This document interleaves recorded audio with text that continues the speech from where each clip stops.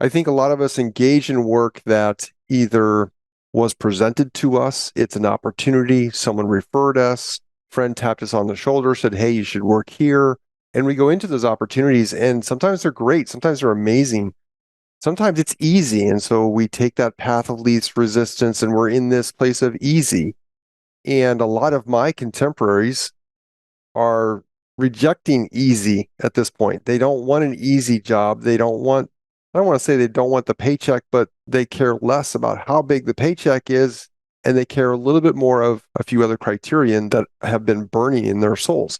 And so in my own journey, there was a point, I mean, we're coming up on 10 years now.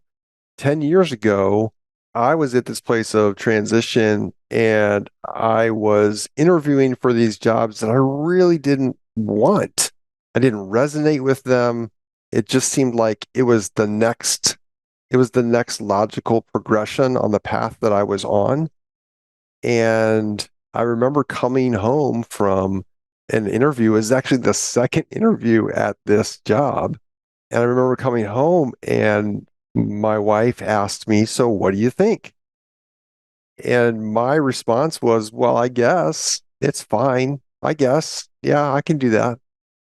And I credit her with, I don't know if she exactly said it this way, but I credit her with kind of pushing back on me and saying, well, I'm not moving 5 hours away for I guess. So you better figure it out. And that really sparked me into this place of what do I really want out of work?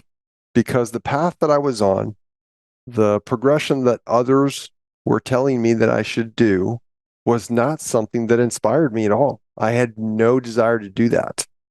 And I could have done it. I probably would have done okay at that job.